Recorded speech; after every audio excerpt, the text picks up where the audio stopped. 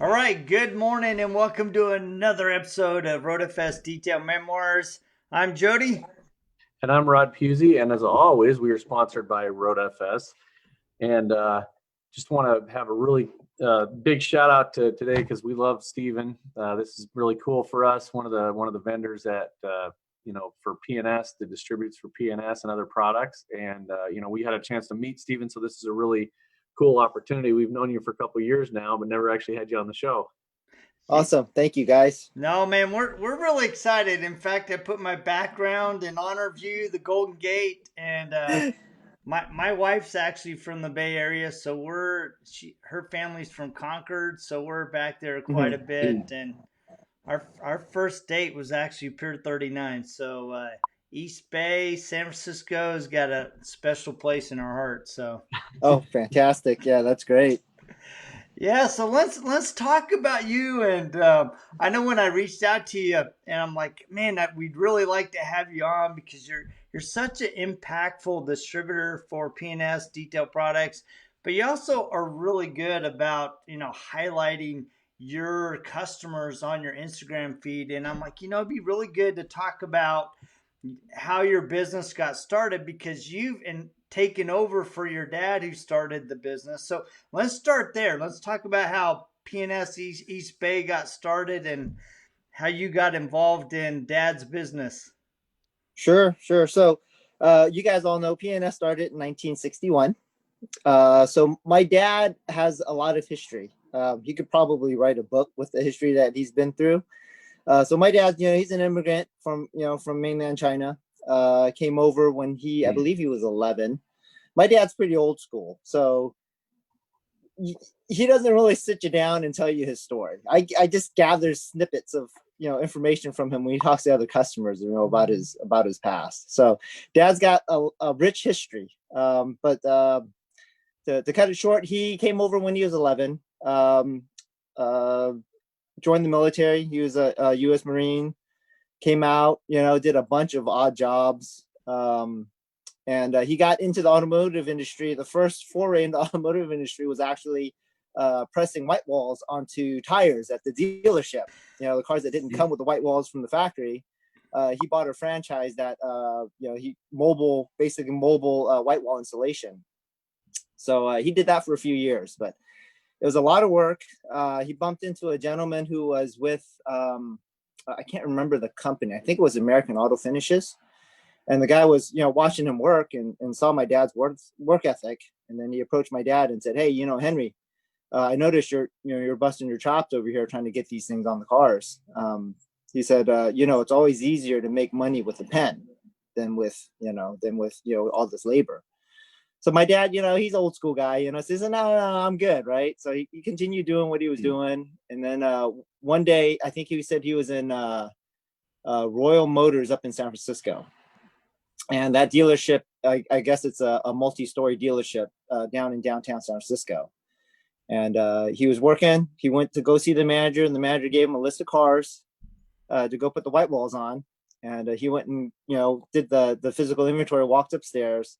And I guess back then, car sales was really good. So the dealership had all the cars just packed upstairs on the third floor, side to side, just together, one after another. So the guy gave him a list, and they were all backed in there. So this was on the third floor. He needed all his tools, so he had to drag his compressor. He had to drag everything upstairs, plugged everything in, his heater, his oven, everything. In order to put the white walls on the car, you have to pull the cars out and pull the tires off. So while he was working, he plugged all his machinery in, and he blew the fuse at the dealership. So the manager, he was pissed, right? He went upstairs, "Hey, Henry, what's going on up here?" Blah, blah, blah, blah. And after that day, my dad said, "Forget it. That's it. That was the straw that broke the camel's back." So he talked to the guy. The guy signed him on. I think he started. I'm not quite sure, but I think he started with American Auto Finishes, and then gradually moved into a different company. And he was competing one-on-one with Bill Phillips at the time. So at that time, P&S had just started. So Bill Phillips was still running his route, and he was kind of going against my dad. But, back then it's old school, before social media, before all the computer stuff, local companies were king because, their distribution channels were strong. So P&S up here at the time was king, and my dad was starving because the company he had, I guess, just started up here in the Bay Area, and he's having a really hard time. So week after week, he would bump into Bill, servicing the same dealerships, and Bill, I guess, saw that my dad was trying to get some of his accounts. So I guess at the time, Bill decided that it was time for him to expand the business. So he approached my dad, offered my dad the franchise or the distributorship, and my dad jumped on it, because P&S was doing so well. So my dad said immediately, as soon as he joined in with P&S, his sales doubled. Wow. Right? Yeah, sales doubled, and 50 some odd years later, here we are. So I mean, it's a lot, a lot of history. It's a good story. All because of a fuse. All because all because of a fuse and rickety old electrical grid, right? Yeah. So when did you start? I mean, I know I've talked to you personally about it, but when did you start hanging around the store and kind of getting involved in that? Okay, so Dad started with them in 1968, and basically it was just a jobber route at the time. So there's a little bit of story there too. So P&S at the time was still out in San Francisco, and Dad started with a fairly big territory at the time, but he had all of the pretty dense areas. So he focused mainly on the East Bay because there's the Oakland Auto Row, there was Hayward Auto Row, and basically there was another auto row up in Richmond at the time. So at that time, he focused on those three areas. So we had at the time, I believe they lived in Oakland at the time. And then they ended up moving to Hayward, which is where we're at now, and bought the house in Hayward. He had a storage facility at, I think it was 5A Rent-A-Space over here on Mission in Hayward. And he would go out to P&S every Saturday and pick up the load and bring it back, put it in the storage, and then he would work the week, up and down Auto Row, Oakland, Richmond. And then a few years later, over at the storage place, because P&S had a lot of different things back then. They had paints, they had spray paints and all that flammable stuff, and back then the chemicals were a little bit stronger. Yep. So not as regulated back then, right? So my dad had all this stuff in his storage unit. One day the manager walked by, and a lot of times these guys don't ask what they have in the unit. So he took a peek in there, saw my dad was always there on Saturdays unloading all this stuff into the storage unit. So he goes up to my dad and says, "Hey, Henry, what do you guys got in there?" And then he notices all these flammable and corrosive labels. And he said, "Henry, you got to get all this stuff out of here. Can't have all this stuff in here." So my dad was, he was stressing out, and he said, "What are we going to do?" So he ended up moving everything up to the house and put everything in the garage. So he worked out of the house, I don't know for how long, until the neighbors started seeing him, putting stuff that's not supposed to be there in the garage. So he got freaked out. And at that time, I think it was around 1980. So I was about 5 going into kindergarten. And then my mom told my dad, said, "Hey, the kids are going to school. I don't want to be at home anymore. I want to get a job." So my dad started thinking and said, "Well, we just got kicked out of the storage place. We can't put the stuff here at the house. So why don't we find a place somewhere downtown where we can store it as storage," right? So that's when they got this place here where we're at now. It's right here on A Street. It's a small little building, very unassuming. And what it originally started was just for storage of the chemicals, and they put a little office here for my mom to do the paperwork. So my dad said, "Instead of getting a job, why don't you, we'll set up a little office for you, and then you can do all the paperwork for the business." So my mom said, "Okay." And then they said, "Okay, well, since we're going to have a place here, why don't we put a little retail counter here, and we'll, service customers when they come in." Now, remember, my mom is, she's from Hong Kong, so she doesn't speak much English at that time. So it was a big risk, for them to set up a counter here and have her service customers, but they did it anyway. My dad went out, serviced the accounts all day, and my mom stayed here at the office and did all the paperwork. And every once in a while, a customer would trickle in, and broken English and all, she would service these customers. So that started in 1980.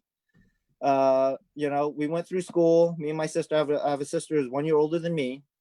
P&S, the business, basically, supported us and put both of us through college. And I've been in and out of the shop, all those years. I used to ride around with my dad in the truck, during the summers. I'd go out with them and hang out and call on customers with them. So I've always been kind of involved in the business. I actually, even during high school, I think junior and senior year, I actually worked over at the warehouse too. My dad got me a job over at the warehouse. So I knew all the guys in there. I swept the floors, I dumped the garbage.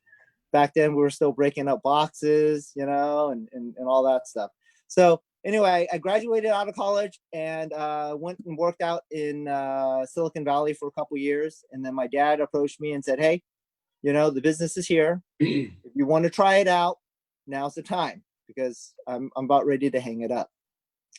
So, I weighed my options. It was year 2000, it was the dot-com crash, the 2000 dot-com crash. Right. So things weren't looking that rosy. I was working for KLA 10 Core as a contract base. And at the time my dad offered me, he said, come check it out.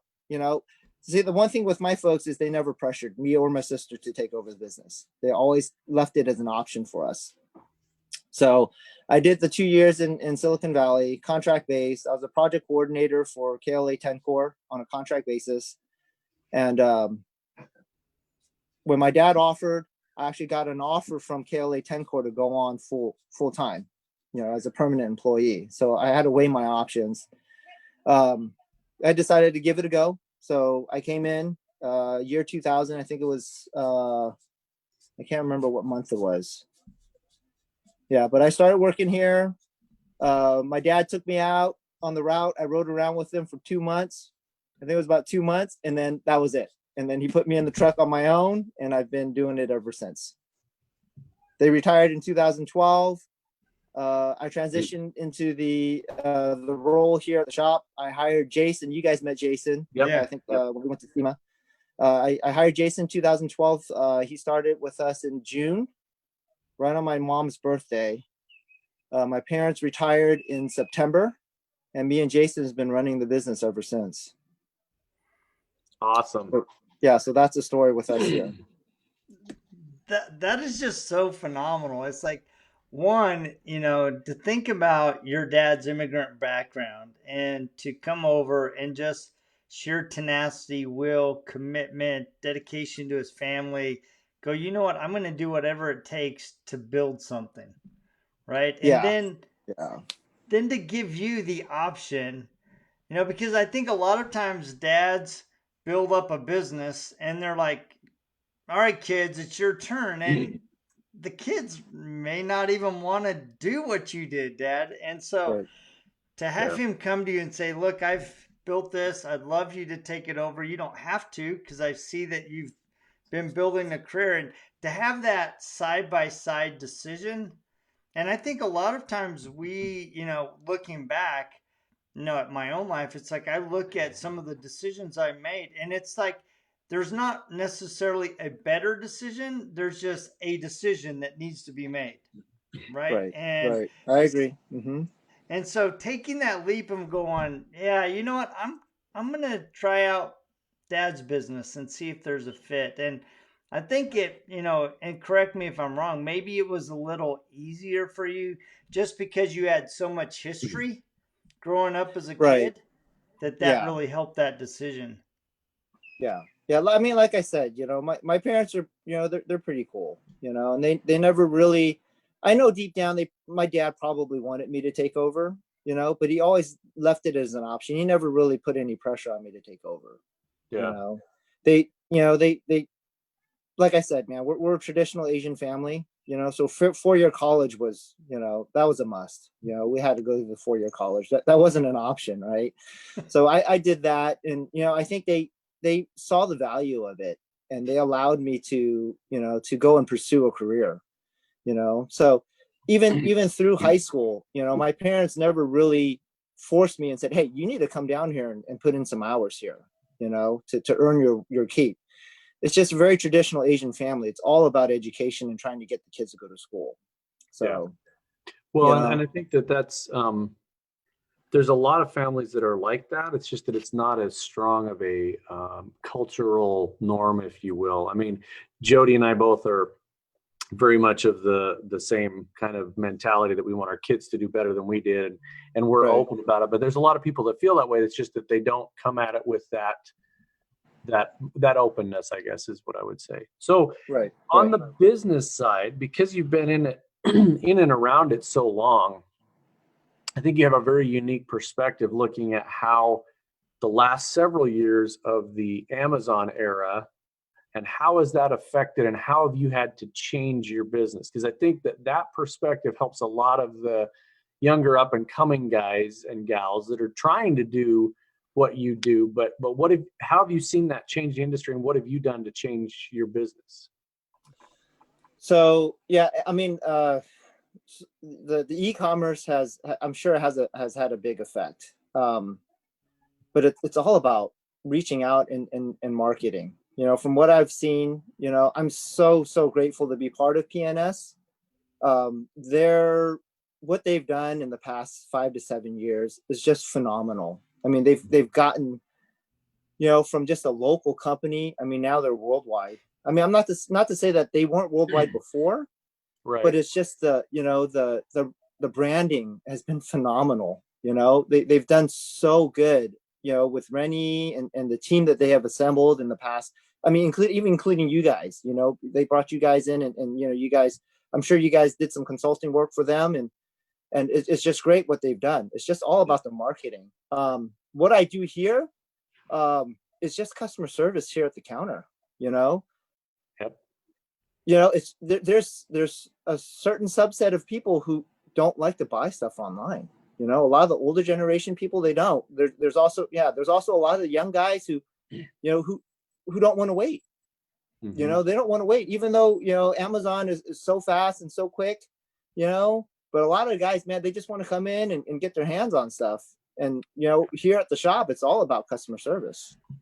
Yeah, it's actually yesterday. It's very ironic that I saw this yesterday, but yesterday, I think it was CNET. It's a big online review shop. They actually did top 10 detailing products, and bead makers on the top 10 in their list. And they did a big write-up on it and why it was so good and everything. But it was what you were saying about P&S and their marketing, and it is phenomenal what they've done, and to watch.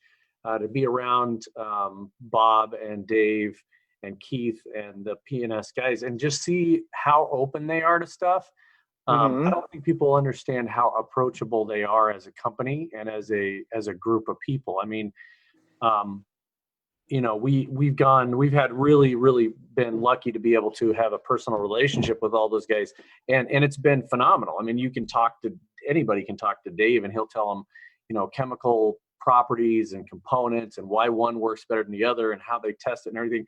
And I think that's really unique, because nowadays we don't get that. We get a review, in a corner of somebody that says it works really well, and with these guys, you could actually call them on the phone and talk to them. And so that was the response for things has been amazing. When we did in RoadFS, when we made it where you can order products right through the software, and we were actually testing it with Keith, and we sent a test PO to P&S to order products, and the guy called us immediately to confirm the order. I mean, it was like we had never done this. It was like the first time we'd sent a PO. He gets this email from this system called RoadFS to order a product. He's on the phone. So you wanted to order 2 cases of this thing. I mean, it's like he'd been doing it his whole life. So just the openness and the willingness to do new things, I think that is to me is a real testament to that company. Yeah, no, absolutely. Yeah, like I said, man, I'm so grateful to be part of it. I think they really embraced the industry. So that really brought them up to the forefront. I mean, a lot of companies, I mean, they're not really, I can't speak for others, but they're not really for industry. They're more selfish. They're more profit driven. They're not really, there to help the industry. And Yeah. P&S in the past, like I said, 5 to 7 years is, it's all about the industry. Yeah. So it's done great.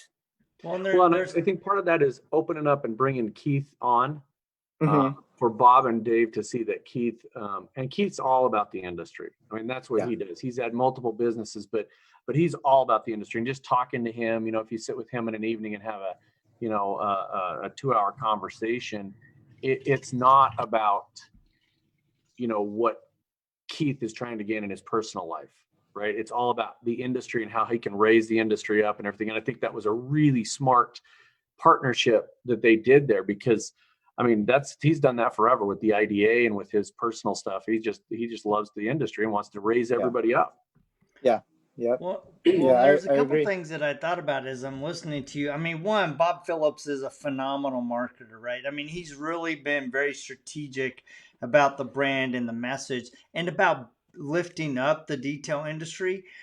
But I think a lot of times we talk customer service, but it's not really part of our DNA. And I'm picturing your mom and dad, and your mom, especially when she comes into the office, you have this little storefront, because my mother-in-law is Filipino, first generation here. So I can picture the broken English and just the real heart to serve and to work through not only the communication, but learning an industry, right? And so I'm just picturing the power of that and people becoming very endeared to your parents.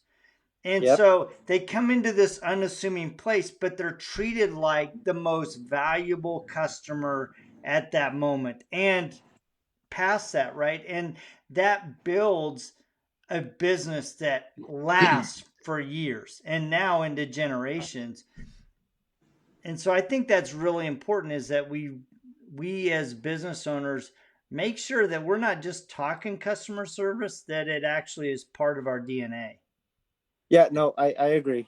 Yeah, I agree 100%. I mean, we've been here, for so long. They've been retired since 2012, and every day, somebody will come in and they still remember the folks, and they give them accolades, oh, your dad, man, he's the nicest guy. Your mom was mom's the hammer here. Mom was the hammer. And and everybody knows that mom was a firecracker. But yeah, even to this day, even out on the route, dad's name he's built a really, really strong reputation here. And I can see how. I mean, I've never met your father or your mother, but meeting you and Jason, it was one of those things where you guys were so, like you said, unassuming and just, I don't know the best way to say this. There's so many people that are so aggressive and cocky and in your face and look at me, look at me, look at me. And I think that's a culture that the industry has built up, that I see a place for it. I see why people do it. But I also, Jody and we've never been that way in our business. It's like, take care of your customers, give them what they want. And I see that in you guys as well. Is it just kind of that unassuming, we're here to help you out. What do you need? I can see somebody coming in there, and if they had a problem, trying to figure out the problem with them. And I think for me personally, I just think that's a better way of doing it, is just not being that in your face, aggressive, kind of pro wrestler attitude that I see a lot of people in the industry have.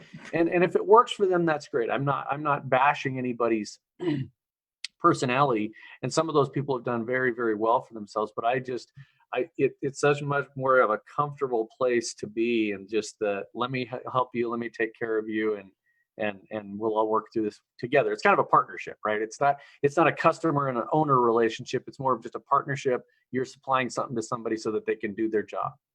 Right. Yeah, no, I agree. Yeah, 100%. I mean, that's how we operate here.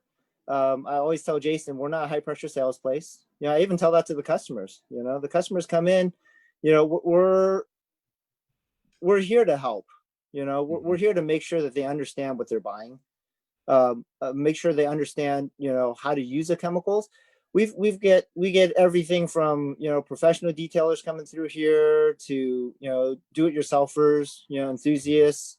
We have a lot of people who want to start a business, you know, and it's not just about the products either. You know, you build rapport with the customers when you genuinely care and try to help them get their business started, you know, because that's their main focus in life when they come in here, is they want to get something successful going. And I think that's how we get a lot of the repeat customers is, you know, it's not just about selling them the chemicals. You know, we give them advice on, you know, pricing and you know, and marketing and you know, everything that kind of encompasses, you know, starting a mobile detail business. I'm not to say that we know everything.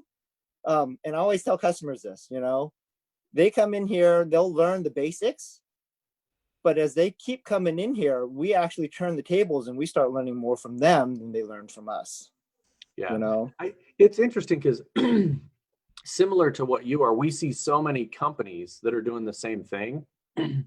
And we've started, I mean, we just naturally kind of flow into that, is that when we see somebody that's starting a detailing business and they're using our software and they have questions, we're like, you know, we're more than willing to say, look, we have hundreds of people that are doing this, and this is what we see them do, and this is what we see them do that's successful.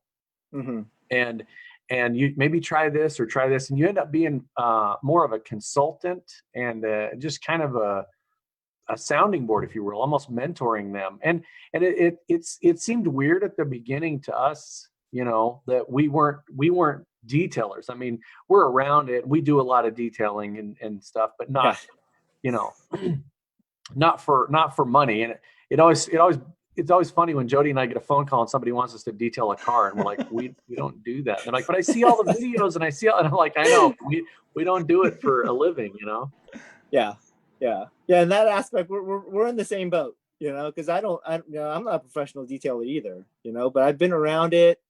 And just like you guys, we've got, you know, tons of customers that come in here. And I think that's one of the reasons why, you know, the past few years, social media has made it more like an industry focus, you know, as opposed to, you know, it's broadened the vision of most of the guys that come in here, you know, whereas before social media, before, you know, all the high tech stuff, everybody's just kind of focused in their little bubble. You know, even I was just kind of focused in my little bubble, you know, and now with social media, it's broadened everything. It's brought everything right to your screen front, where, you know, you can see so many different things, you know. Right. And I think it's valuable to realize that, you know, and it makes you humble, you know, because there's other companies out there doing just as well, you know. Right. Yep. Absolutely. You know, Absolutely. they're doing just We'll as have to deal well. with competition, and you know, there's two ways to deal with it. Jody always talks. We talk a lot. We spend more time together with each other usually than we do with our wives. But you know, he's always talking about competition, is you just have to step up and you know, play your own game. And it is interesting because you can learn a lot from your competition. You can learn a lot from what they're doing, what you see them being successful. You can also fall down that rabbit hole and just start chasing them and doing, like, you know, we see it all the time with the detailers. Start bashing your competition, and that gets you nowhere. I mean, that's, you know, nobody wants to buy a product from somebody that's bashing somebody else. You gotta be neutral on that kind of stuff. And it can elevate you too. I mean, I know that having competition helps us to elevate our game. You know, it puts a little pressure on you in a positive direction so you get something out the door. And that's not a bad thing at all. Yeah, No, not at all. I'm a big believer that the only true competition is yourself. And a lot of times we trip up on our own weaknesses. We also can trip on our own strengths, right? We can become cocky and proud and think that everything's smooth when we need to be, you know, making micro adjustments. So looking at your business and looking at, you know, your customers, you know, kind of in these final moments, what are some key things that you think are really, really important for small business owners to help them be successful in building their business? I think with a small business, and you guys already know this, especially a business like mine, it's about consistency, being consistent, being available, you know, and it at times it's tough, because it's, one of my customers told me, having a small business, and he was right. It's like having, golden handcuffs, right? Make a good living, but, you have to be here, in order to succeed. You've got to be here. You got to be consistent. You got to be here when the customers need you. They're expecting you to be open certain hours. You just got to be here for those certain hours. Customer service, that's my biggest thing here is customer service. Always a smile on my face when the customers come in. I'm always attentive. I let customers talk before I make any suggestions. You got to be attentive. You got to make sure you understand what the customer wants before you start pulling stuff off the shelf. Other than that, it's just persevere, especially the past year. It's been kind of crazy, to say the least, with everything that's going on. It just seems like it's been one thing after another. But, pretty much just customer service and being consistent. Yep. So how do people find you? So we've got the Instagram page. We're pretty old school around here. We've been here for so long, and that's how we've, kind of been. I don't really do any advertising. I'm not a paid subscriber to Yelp or anything like that. We're just local, man. People know us. You can find us on Google. We're on Yelp, even though they got our address over at headquarters. But you go over to headquarters, they're going to send you over here if you're in my territory. Yeah. And the Instagram page is doing well. Like I said, P&S's marketing has been great. I get a lot of people coming in that watch Matt Mormon, Obsessed Garage. They come over here and they say, "Hey, man, I saw the product." And they'll look us up and they'll come in. Yep, that's awesome. That's about it, guys. We're pretty simple around here. If you guys saw the front of this place, sometimes simple is the best secret weapon. So. Well, thank you so much for taking some time. I know you got to get running to open the store. We just truly appreciate you. And guys, check him out on Instagram. It's at PS Detail Products East Bay. And I'm sure if you go Google psdetailproducts.com, they'll have a locator and they can hook you right to his location there in Hayward. So I'm a big believer of supporting your local distributor. So if you're not in my territory, look up your local distributor before you contact me, because P&S is great people. They find the best people. All the distributors are great. So make sure you guys support your local distributor. Yep, yeah, that's absolutely. Great. Very good point. Thank you so much, Stephen. Rod, did you have something in wrap up? Just everybody, make sure you watch the next couple of weeks. Jody and I have some huge announcements coming. A massive year-long thing that is going to start happening here in the next 2 weeks that is going to really benefit people. So tune in, subscribe to our channel. It is huge. It is very, very big. We've been working on this for a long time. So check us out and subscribe and keep watching the show, because we are going to be doing a bunch of stuff and unveiling a bunch of stuff in the next couple of months. 2020 has given us the opportunity to redo and to build and to do all kinds of fun stuff. So yeah, October 1st is going to be a big day. I'll just say that. October 1st, Thursday, October 1st is going to be a big day. You're not going to want to miss it. So make sure you subscribe. Yep, absolutely. Well, thank you, Stephen. We really appreciate it. Thank you, guys. Thanks for the opportunity. I enjoyed it. Yeah. Well, thank you. And everybody that's tuning in, please, thank you so much for joining us. Make sure to like, subscribe, and check us out on YouTube. I'll also be turning this into the podcast. So we're trying to give you as many ways to hear the show as possible, because we have awesome guests like Stephen Chen. So thank you so much. And we will check you same time, same bat channel, just next week. Yep. Thanks a lot, guys. Bye.